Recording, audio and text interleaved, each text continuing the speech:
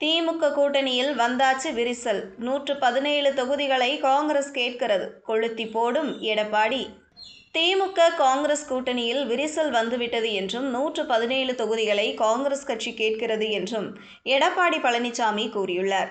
நீலகிரி குன்னூரில் இன்று மக்களை சந்தித்த எடப்பாடி இவ்வாறு பேசினார். மேலும் அதிமுக அலுவலகம் டெல்லியில் இருக்கிறது என்று கனிமொழி கூறியதற்கும் எடப்பாடி பழனிசாமி பதில் கூறினார்.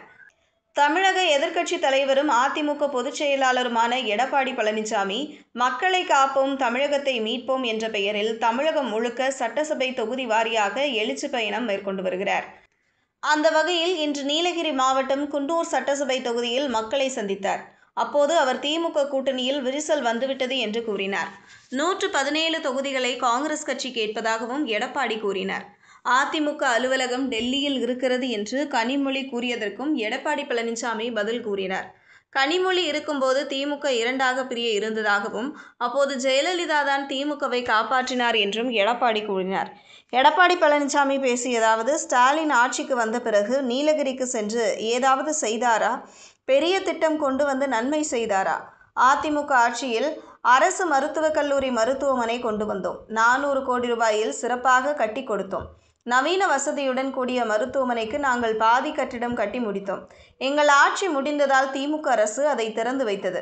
நாங்கள் பெற்ற பிள்ளைக்கு அவர்கள் பெயர் வைத்து விட்டார்கள். தினம் தினம் ஒரு திட்டத்துக்கு பெயர் வைப்பார், போட்டோ ஷூட் நடத்துவார், அதோடு எல்லாம் முடிந்துவிடும். இப்படித்தான் 52 திட்டம் அறிவித்து 52 குழு போட்டார். தற்போது அந்த குழு என்ன ஆச்சு? அதற்கு வெள்ளை அறிக்கை கேட்டால் கொடுக்க மாட்டார்கள். திமுக காங்கிரஸ் இடையே சண்டை மூண்டுவிட்டது. நெல்லையில் காங்கிரஸ் கூட்டம் நடந்தது. அதில் காங்கிரஸ் தமிழ்நாட்டின் மேலிட பொறுப்பாளர் கிரிஷ் சோடங்கர் சொல்கிறார், வரும் சட்டசபை தேர்தலில் பாதிக்கு பாதி, அதாவது 117 சீட் வேண்டும் என்று தெளிவாக பேசுகிறார். ஆட்சியில் பங்கு வேண்டும் என்றும் பேசுகிறார். இதேபோல் காங்கிரஸ் சட்டமன்ற குழு தலைவர் ராஜேஷ்குமார், தேர்தலில் திமுக வெற்றி பெறாது, அப்படி வெற்றி பெற்றால் எங்களுக்கு ஆட்சியில் பங்கு வேண்டும் என்று சொல்கிறார். ஆக கூட்டணிக்குள் விரிசல் ஏற்பட்டுவிட்டது. ஆட்சியில் பங்கு வேண்டும் என்ற கோஷம் எழுப்பப்பட்டு விட்டது. திமுக கூடாரம் காலியாக போகிறது. எவ்வளவு நாட்களுக்குத்தான் இவர்களே கொள்ளையடித்து கொண்டு இருப்பார்கள்? பார்த்து பார்த்து சலித்து போய்விட்டது என்பதால் காங்கிரஸ் கட்சி தற்போது விழித்து கொண்டு கூடுதல் இடம் மற்றும் ஆட்சியில் பங்கு கேட்கிறது. காங்கிரஸ் முன்னாள் தலைவர் KS அழகிரி கூட இப்படி பேட்டி கொடுத்துள்ளார். அதில் என்ன தப்பு இருக்கிறது?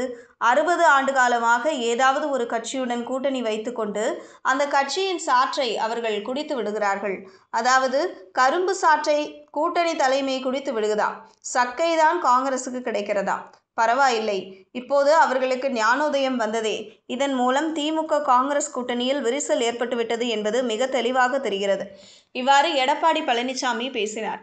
தொடர்ந்து பேசிய எடப்பாடி, அமித்ஷா வீட்டில்தான் அதிமுக அலுவலகம் உள்ளது என்று சொல்கிறார் கனிமொழி. அந்த அம்மா கனவில் இருக்குது போல. அதிமுக அலுவலகம் சென்னையில் தான் இருக்கிறது. நீங்கள் சென்னை சென்று கூட பாருங்கள். அதிமுக கட்டிடத்தை நொறுக்கி பார்த்தீர்கள். அதிமுகவை பிளக்க சதி செய்தீர்கள். ஆனால் உங்களால் எதுவும் செய்ய முடியவில்லை. அதிமுக தொண்டர்களால் நிறைந்த கட்சி. நீங்கள் எத்தனை அவதாரம் எடுத்து வந்தாலும் ஸ்டாலின் அவர்களால் அதிமுகவை அசைத்து கூட பார்க்க முடியாது. எவ்வளவோ சோதனைகளை அதிமுகவுக்கு ஏற்படுத்தி கொண்டு இருக்கிறீர்கள். அனைத்தையும் தொண்டர்களால் தவிடுபொடியாக்கி வருகிறோம். இதே நேரத்தில் திமுகவுக்கு ஒரு சோதனை வந்தபோது உங்களுடைய கட்சி அலுவலகத்தை திமுகவில் இருந்து பிரிந்து சென்றவர்கள் கைப்பற்ற நினைத்த போது அதனை காப்பாற்றி கொடுத்தது ஜெயலலிதா என்பதை மறந்து விடாதீர்கள். திமுக இரண்டாக போச்சு, இரண்டாக பிளந்து கிடந்தது. கருணாநிதி தடுமாறி கொண்டு இருந்தார். அப்போது அதில் பிரிந்து சென்றவர்கள் திமுகவை கைப்பற்ற நினைத்தார்கள். அந்த நேரத்தில் திமுகவை காப்பாற்றி கொடுத்ததுதான் அதிமுக கட்சி. அதை நினைவில் வைத்துக் கொள்ளுங்கள். அதிமுக கட்சி மற்றவர்களுக்கு உதவும் கட்சி. இப்போது மட்டுமல்ல, எப்போதும் மற்றவர்களுக்கு உதவுகின்ற கட்சி. ஆனால் திமுக அப்படி இல்லை. கூட்டணி கட்சிகளுக்கு கூட எதுவும் செய்தது இல்லை. இவ்வாறு அவர் பேசினார்.